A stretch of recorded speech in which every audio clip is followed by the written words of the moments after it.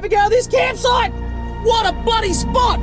There is not a place on earth that has more 5-star free camps than this place right here. I'd like to welcome one and all to the inaugural 2023 Yabby Races. Whoa! Who's that? That's the cameraman. Oh, what? We follow a river system for 1,500 kilometres on the hunt for fish and yabbies. One of the most iconic road trips ever.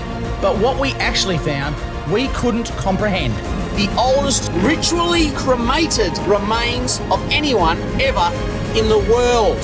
This is a trip we can't get enough of. Stick a fork in me bum and turn me over. I'm done. This is Off Grid.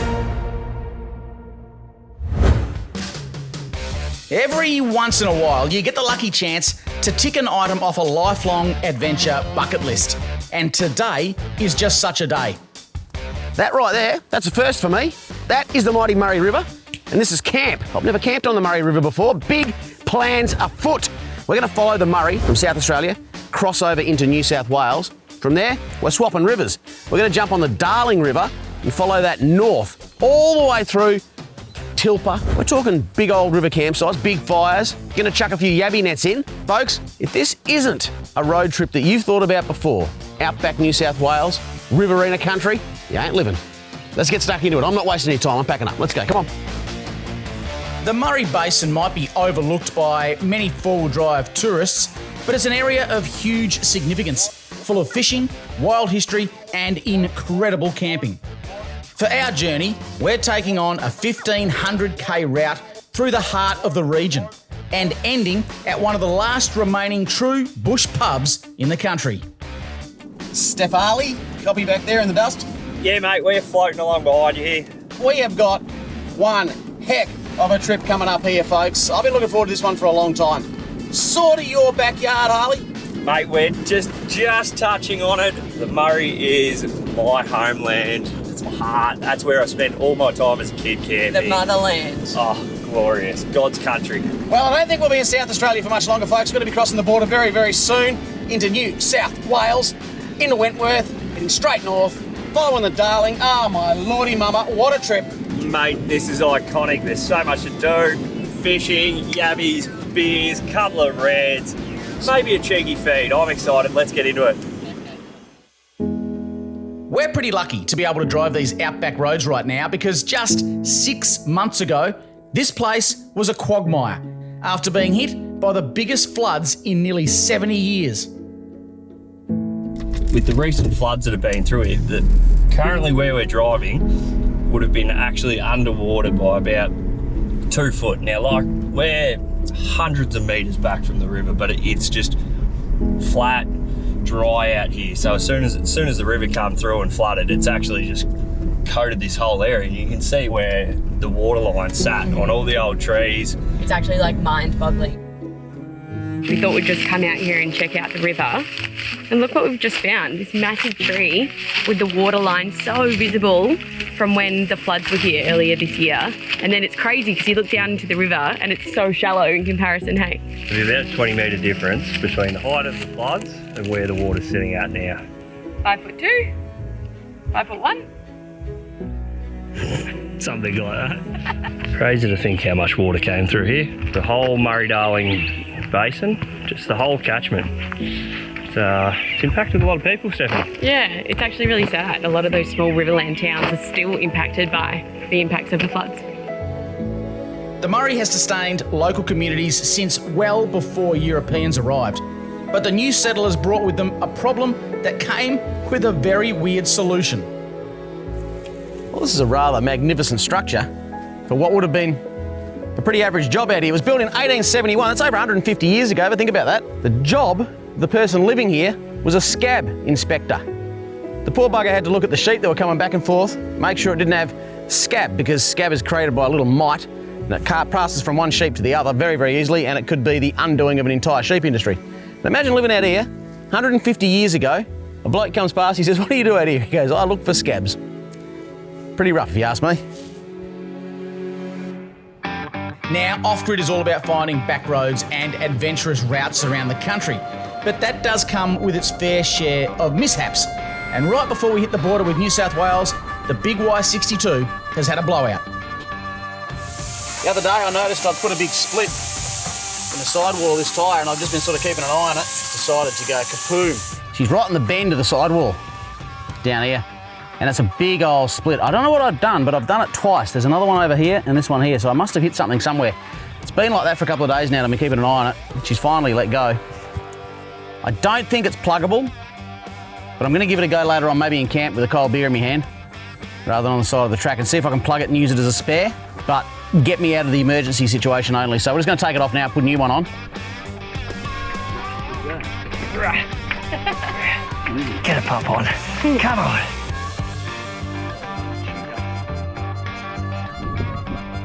She's back on. And if I get my little steppy step out, that's in the perfect spot. Look at that. Chuck a plug in there, but what concerns me, I've got another one there.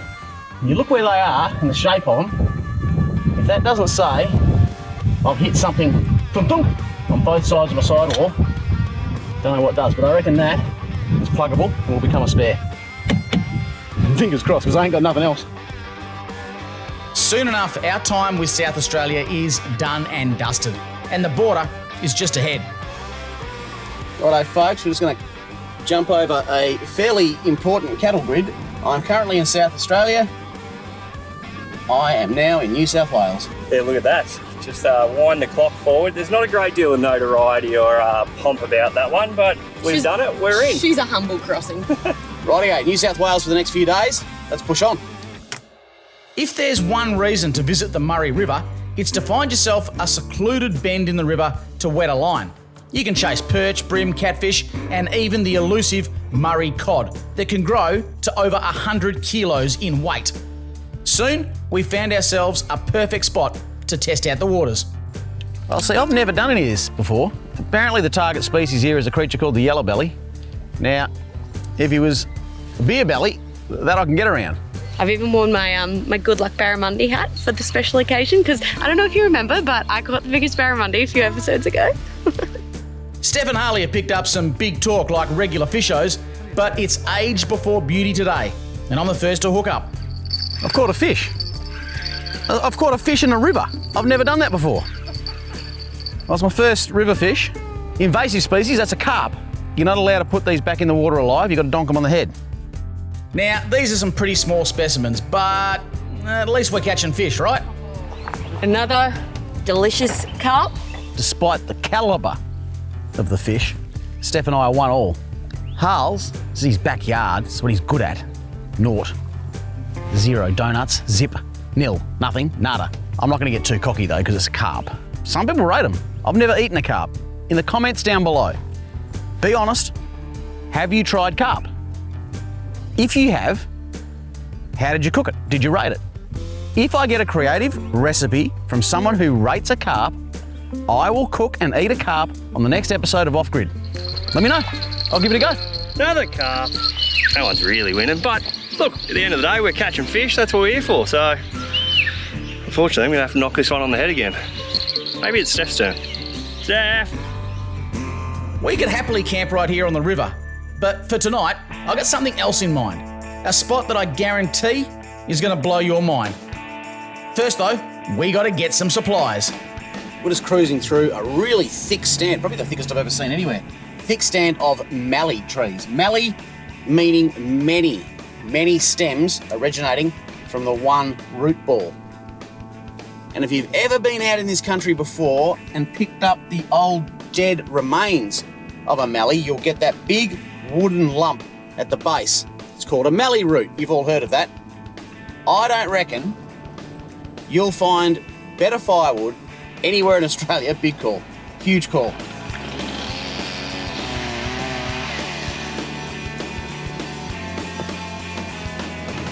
That right there. That there. And this is coming from a bloke that's died in the War, West Australian, lost to burn, Jarrah, and Jarrah only. That right there is some bloody good looking wood. With the roof rack loaded, it's time to make camp. And this one is something special. Well, I've got my sunshade down so low I've got to bend my head to look outside the windscreen. That means the sun is too low in the horizon. Yeah, look, I think we've just timed this perfectly on the golden hour. It'd be nicer to be in a little bit early to have a beer in hand, but mate, it's looking beautiful out there. Well, this little bit of paradise right here. I mean, if you've seen a better campsite, I want to know about it. That is the Menindee Lakes, and apparently she's full of yabbies. This flood water has really woken them up. Yeah, mate, it's looking delicious out there. I'm excited to get into camp. Look at that! Have a go at that! I'm like a dog in the back of a ute. Have a go at this campsite! This is free. This is a free campsite. On the banks of the Menindee Lakes. What a bloody spot! Holy balls, man! I'm getting out. I'm getting out. I don't even care. I'm getting out. Have a go. Have a go at that. Holy! I gotta be honest with you folks, this campsite was a total fluke. I'd heard about it through some research, but I had no idea just how specky it would be. It goes to show, when you look beyond the iconic locations and you do your research, there's literally a whole world to uncover. Well, I've just rushed setup. When I say I've rushed setup, it takes me 30 seconds to put that van up, so it's as good as done. I've never seen anything like this. I can't see the other side. It looks like an inland sea. It goes for bloody miles. If I picked up a rock, I could hit myself in the head, in bed, over there. Camp is right there. We've got plenty of firewood to pick that up before we got in. I'm on dinner duties. A couple of scotchies, some snaggers on the fire. And I reckon if there's no yabbies in here, I'll be a monkey's uncle. Holy balls. Holy balls. Stick a fork in me bum and turn me over. I'm done.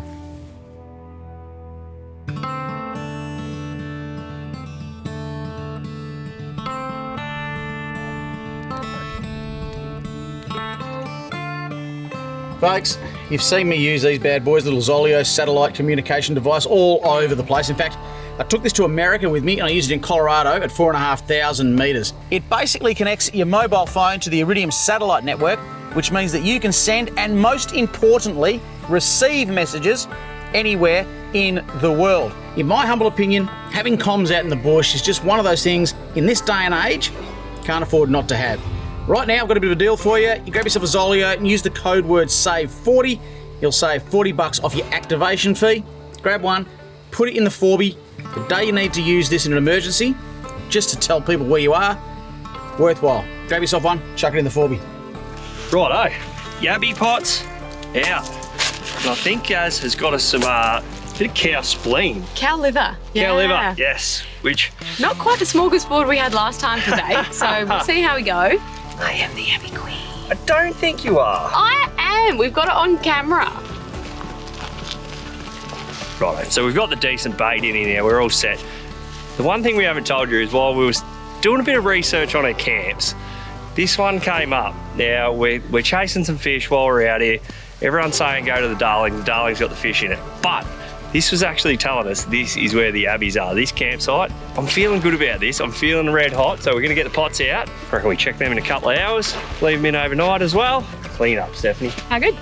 Oh, Not too hard. that was a very front Too one.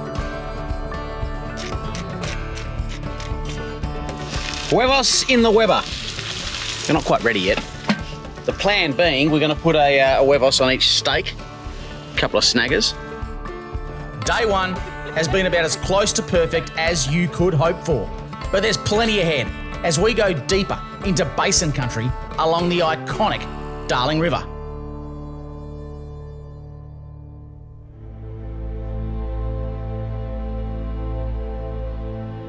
Sometimes you wake up with a view that makes you fall in love with Australia all over again. And this is just one of those mornings. The Menindee Lakes are fed by our next objective, the Darling River, but it takes months for the water to arrive. And what we're seeing here is actually the result of those huge floods from earlier in the year. Off-grid life in the Jawas has been pretty damn luxurious, and with a hot breakfast on board, a plan for the day is soon unfolding. Managed to get out the old paper map this morning. Now, it took me 20 minutes to fold this like this. You're thinking, geez, that's nice and neat. No, it wasn't. It was an absolute dog's breakfast. You know what paper maps are like. But we're down here camped on the lakes, Menindee. Kind of thinking Wilcannia today. It's not very far up the road, but it's a good point of reference for us. The big question in my mind is, do we cross the river or do we stay on this side? This is what haunts me of a night. That Wilcannia side's got a couple of really, really good options for camping.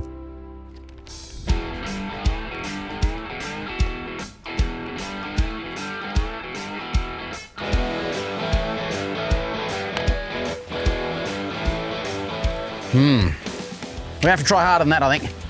This is amateur hour stuff, this is. Now, I talked some big game about yabbies yesterday, but once again, I've been bloody defeated. But I promise tonight I'm going to make up for it. And yabby races will be on the cards. For now, it's time to take a little detour and check out one more piece of history before we hit the Darling. I've had the great privilege of camping in some spectacular spots around this country. What I really love, although we do a fair bit of research before we head out on these trips, I love bumping into spots that you didn't know existed. Last night was one such spot. My goodness gracious. Interesting fact, the Menindee Lake system was the base camp for the 1860 ill-fated Burke and Wills expedition. All their camels, horses, all the blokes set up base camp, and it was the last outpost before that vast interior that they headed north into. We all know how that turned out. Kind of cool to have camped on the banks of the river right where old Burke and Wills would have camped. What if they caught any bloody yabbies? Speaking of doing it tough, there's a story to be seen in a set of dunes to the east. But for that, we got to leave the river for a bit. Now, big day today. It's going to be a big day primarily because before we even left camp, I decided I was going to take a bit of a detour of a couple hundred Ks because I've wanted to come out for a long time now and check out this Mungo region of southwestern New South Wales. Really interesting part of Australia, this. One of the reasons I've really wanted to check this place out is because it's home to some really, really old and fascinating fossilised relics that have been found out here. Now, you've always heard about the megafauna of Australia, you know, the huge wombats, the huge emus that used to roam around. Well, it's out here in the Mungo area that their remains were found. Even more interesting, however, is the discovery, just in here somewhere actually, where I'm driving past right now, of the Mungo Man and the Mungo Lady. The Mungo Man, of course, the oldest human remains found in Australia. The Mungo Lady is the oldest ritually cremated remains of anyone ever in the world. That is some serious lineage going back a bloody long way. Fascinating part of the world. This is where the remains of Mungo Lady and Mungo Man were found. Quick word on Mungo Lady. I find this utterly fascinating. Same age, 40 to 42,000 years. However, Mungo Lady's remains were found to have been burnt after death, indicating she underwent some sort of ceremonial cremation. Let's just think about that for a second. Any culture that's got time to come up with spiritual beliefs, ceremonies, and things such as that was not a culture that was doing it tough out here. They were flourishing because they had time on their hands to come up with things such as after-death cremation. 40,000 years ago, Indigenous life out here would have been utterly flourishing, mastered their environment, and weren't just surviving and doing it tough. They were flourishing out here. And that, for me, is utterly staggering. I love it.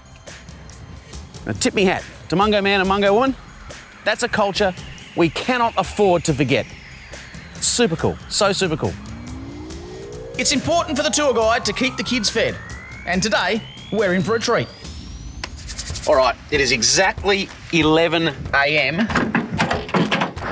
and that means it's roughly 1.5 hours till lunchtime. That right there is an oven. And if I'm not mistaken, and I am not, we have got ourselves a couple of slow-cooked King Island beef in rich gravy pies in the fridge. So let's get these bad boys in, and everyone can have a pie for lunch. With lunch in the oven, it's time to check out Lake Mungo, where the term towing takes on a whole new meaning. Standing here at the base of these sand dunes is a little well or a spring. Water for hundreds of years has been bubbling up to the surface there. About 1930, they dug a well down here called Viggers Well under the name of the guy that dug the well. What was interesting though, the Cobb & Co coaches used to come all the way along here, and this would have been a lovely respite, a place to stop, boil the billy, fill up the water tanks. Interestingly, even more, it was right here too that they brought the Cobb & Co coaches up and over these strange, abrupt sand dunes that just erupt up out of nowhere. Now, whenever I read that, I think to myself, sounds so easy.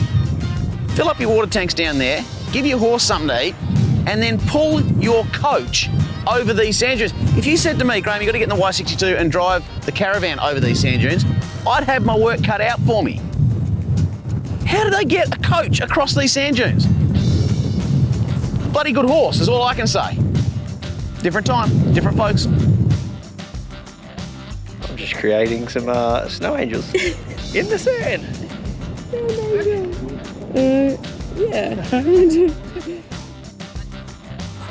Woohoo! Wish we had smell-o-vision. As soon as I open that door up, you can tell these bad boys, oh, they're nice and hot. I'm just gonna pop down the old Clearview drop-down pantry. I'll give you a look at this bad boy. It just makes my life so much easier. Just gives you so much more usable area, but more importantly, for someone with my stature, it just brings the table down to a very usable height on the outside here. And as you saw, what, 3 seconds to pull it out and put it into use? Love this bad boy. Oh, and it's got all my storage in here too, so all my pots and pans are in here. You gotta have a wok with you. Everything's inside there, ready to rock and roll, or wok and roll. Ooh, hot. Ooh. Wah! Hot, hot.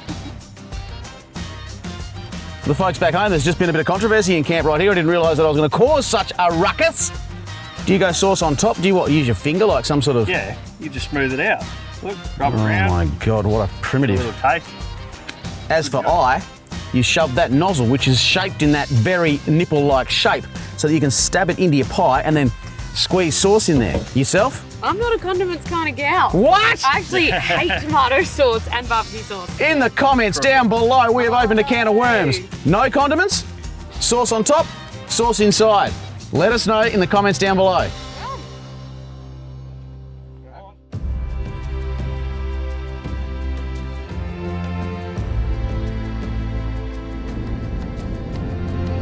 After another few hours racking up some outback Ks, we're at last close to our objective for the day, the mighty Darling River. According to the map here, I should be just creeping down to the banks of the Darling, somewhere just over this little dip. G'day, darling. Yes, rightio, we're almost there, mate. What are you thinking? We just pop in, quick fish, bite to eat? I reckon something along those lines. Wait till you pop up over the top of that bank. Have a look at this. Holy nuts. G'day, doll. That's next level. Geez, you've really put us onto the top spot here, haven't you? Have a get out that. It's a bloody Darling River. This is a magnificent river. One of Australia's longest. Of course, starting up in Burke and running all the way down to the coast. You can see just how much of a lifeblood this would have been back in the day. Not only did it provide, obviously, food, water, shelter for Indigenous people, but once the white folk come along, this was a highway, literally was a highway. You know, you could transport your sheep, cattle, all the way down the river. You could jump on one of the boats and get down to the neighbouring stations. Heck, go all the way down to the coast if you wanted to. She really is a grand old thing. Have a look at that. Bloody beautiful. Once plied by paddle steamers and busy farmers exporting wool to Europe, the Darling River today offers plenty to explore, and for us, a chance at a secluded river camp and a crack at a yabby redemption. As promised, up ahead is a ripper of a camp spot. We're in camp nice and early tonight. Sun is still high in the sky. And look at the firewood. I mean, there's... Holy heck, if we can't get some coals going tonight, something wrong with us. Oh, look at that river. Damn! Holy heck. Off-grid, it's where it's at. You know, it just dawned on me when folks say, oh, it takes X amount of time to set something up, and then they do those time lapses where everything goes really, really fast and you can't really keep up with what they're doing. Those time lapses can be edited, so anything can happen inside those. Now, by an absolute fluke, the other day, I found out that it takes me exactly the same amount of time to set up the Solara, the back of it, as it does for the roof to go up, because it's an auto roof. I can't fake that. There's no way I can fake it. So I'm going to push the button, the roof's going to go up, I'm going to walk around, set the back up, and you'll see exactly how long it takes for me to set up the hybrid. Go. Button being pushed. I feel like I've got to hurry, because that's actually quicker than I'm going to be. I'll put the tyre down. Don't worry about that bit.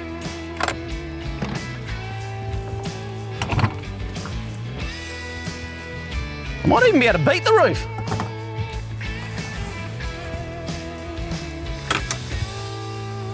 Oh, I'm nervous. How's it looking?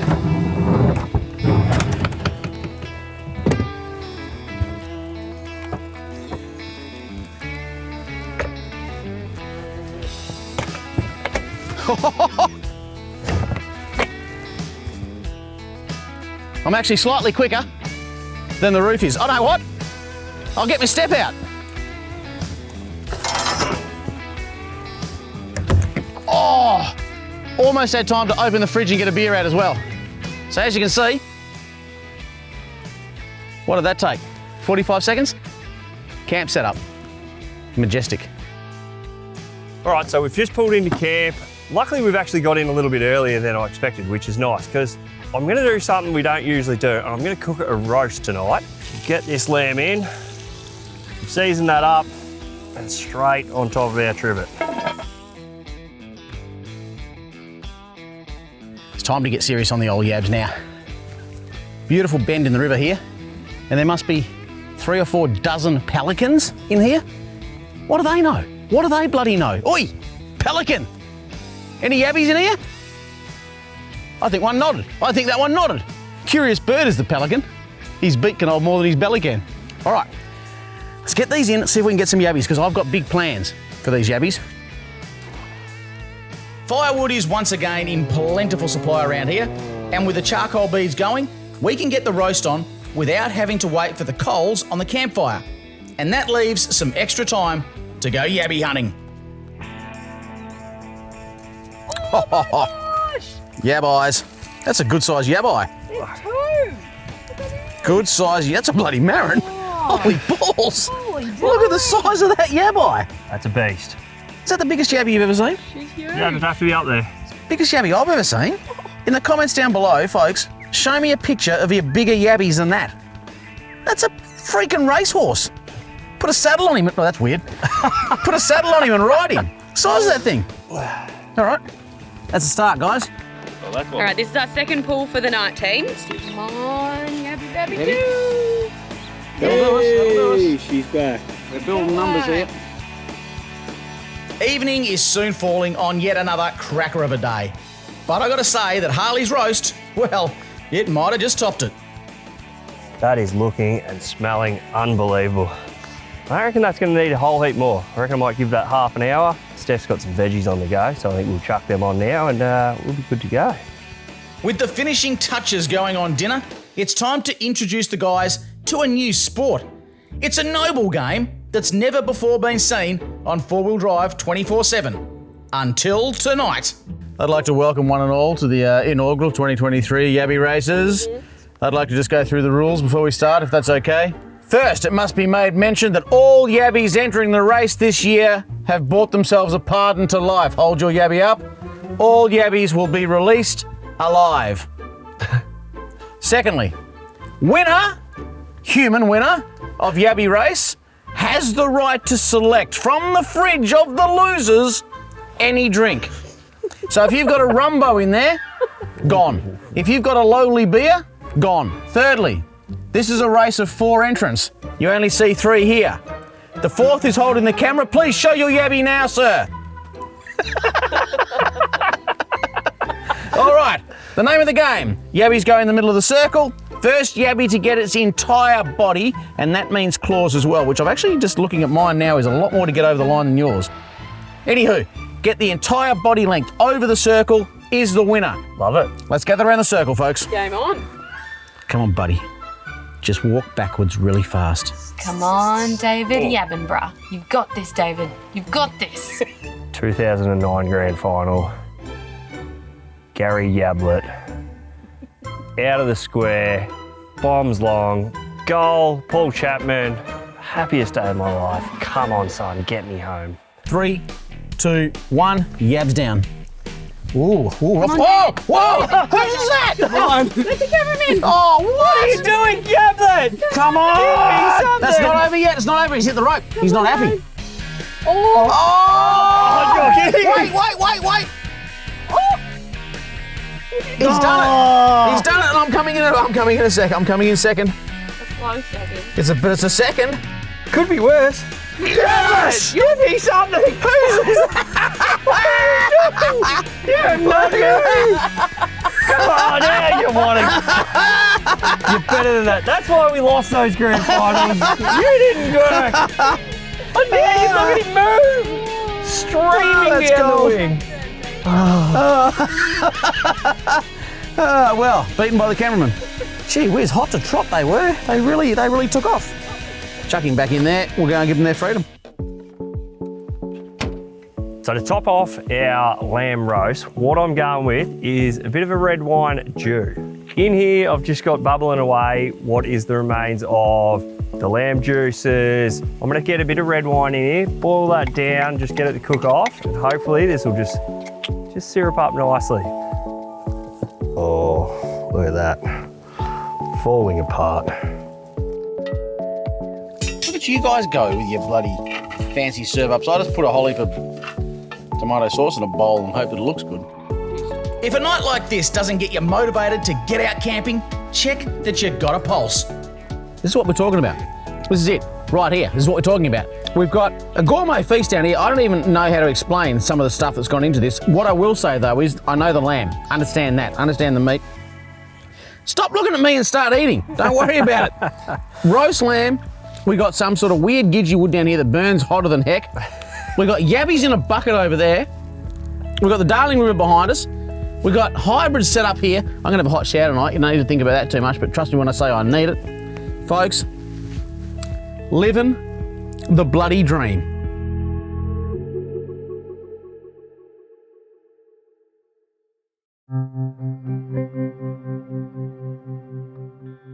The Darling River might be a lifeline for farmers, communities and wildlife in the region, but it can be fickle, having dried up more than 40 times in the space of 80 years. Time you visit right though, and it's an incredible place to explore. The yabbies are back on the chew this morning, and soon we've got a good haul. And I've got an ideal for a cheeky lunchtime pasta, so these fellas are going in the fridge. Yoo-hoo! Oh, there we go. Harley might have been a bit late to the party on the cartboard, but he jumps into the lead with an absolute stonker of a fish. That is a dirty Euro. Bit of fun for your morning on a nice light rod. Now remember, carp are a highly invasive species that have virtually taken over the Murray-Darling waterways. And if you catch them and remove them from the river, well, that's all the better. Today is going to be our last day exploring the Darling River, and tonight I'm going to take the guys to one of the finest bush pubs in the country. But for that, we've got a fair few Ks to cover. Our objective today is the little outback town of Tilpa, and for that we're following the back roads along the southern bank of the Darling River. Sheepers, I can guess that this road hasn't seen a grader in quite some time. Corrugated is an understatement. It's interesting actually watching D-Max in my rearview mirror and speaking to Harley last night over a couple of brewskis. He's had absolutely no problems towing with the D-Max on these corrugated roads, and I attribute that to a couple of things. First and foremost, I think there's a bit of a misunderstanding out there when it comes to shocks. Shocks just have to be of a quality where they do not overheat on corrugations. Because they're doing so much work on the corrugations, they can actually build up quite a bit of friction inside there and quite a bit of heat.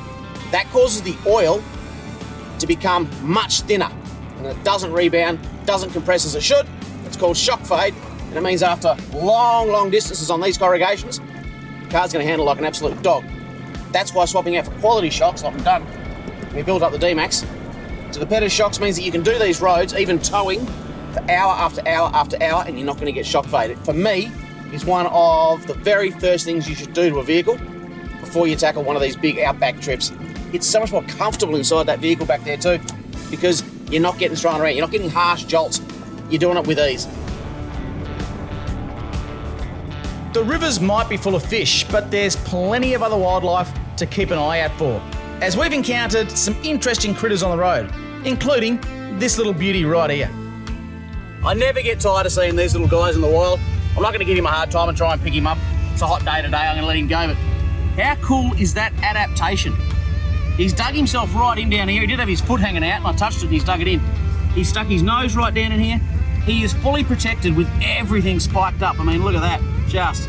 There's no way you're getting into the soft parts of him. Such a cool creature. I mean, look at that thing. It's like a rat crossed with a wombat that has learned how to grow spears out of itself. Echidnas. Such a cool creature. Let him dig himself in. Let him go. Now, if you know me well, you'll know one of my favourite meals is a feed of WA marron. But a local yabby pasta utilising this morning's catch could come a close second. Before we hit Tilpa, we're pulling up by the river for one last trackside feed on the Jawa Kitchen. My God, this has got to be one of the best feeds we've had on the road. At last, after a glorious few days on the Murray-Darling, we make it to the final objective for this leg of the trip. Now, look, we've been out bush for a couple of days, folks. We are about to enter the big smoke. Get ready. We are absolutely ready for this iconic pub, my friend. I'm more concerned about the traffic, the roundabouts, the smog, the pollution, the people. Oh, I'm nervous. I'm excited. It's all going on. You haven't been to an outback pub until you had a beer at the Tilpa pub. Let me just say that much. But here we go. We are crossing the river into the village on the floodplain, Tilpa. Can we go write our name on the wall, I've heard? Bloody oath we can, if you can find some space. Space is a premium. No, we've heard good things about the Tilpa pub, quite the iconic one on this iconic road trip that we've been on. So what better place to pull up for a cheeky beer or two? Established almost 130 years ago, the Tilpa pub is practically an outback institution and is a favourite for outback adventurers around the country. In fact, the walls are lined with the names of visitors from across the years. And I got to be honest, Sean and myself might appear on that list more than once. Ooh! Looks like I'm in trouble tonight, folks. It's hard to believe that just a few days ago, we were way down South Australia on the Murray River. 1,000 k's later, we're right up here at Tilpa pub in the heart of outback New South Wales. What a bloody trip. I have had an absolute blast. This, of course, is the Tilpa pub. You'd be hard-pressed to find a more iconic pub in Australia. Myself and Sean Whale got stuck here for 3 days once because of some flooding. Let's just say there was a bit of flooding in the bar too. We just about drank the place dry. Sean, you still owe me for the bar tab too. Folks, the Darling River Run is an absolute essential. Chuck it on your bucket list. A lot of people use this one to access other runs around Australia, and with good reason too, but slow on down. It's taken us a few days to do it. We could have done it in one day, but we've camped out in some magic spots. I'm going to say this, mate, one of the best roasts we've had in the last 18 months. Wouldn't be hard. The last one I did was so undercooked it was not funny. And something tells me tonight this is going to be red hot. We'll catch you folks next time on After It. They did it well. We have had an absolute blast filming our first adventure in the eastern states. But next time, we're going even deeper into the backyard of New South Wales, uncovering an adventure that we never knew existed. This stretch of gravel right here lies right under the noses of most Aussies. Over 1,000 kilometres of pristine waterholes, empty campsites and epic mountain views. This is one of Australia's best road trips. The ironic part is it actually links two of Australia's busiest cities. When you see this trip, I guarantee you're going to want to put it on your bucket list. Don't miss part 1 of this incredible journey. Coming soon to Full Drive 24/7.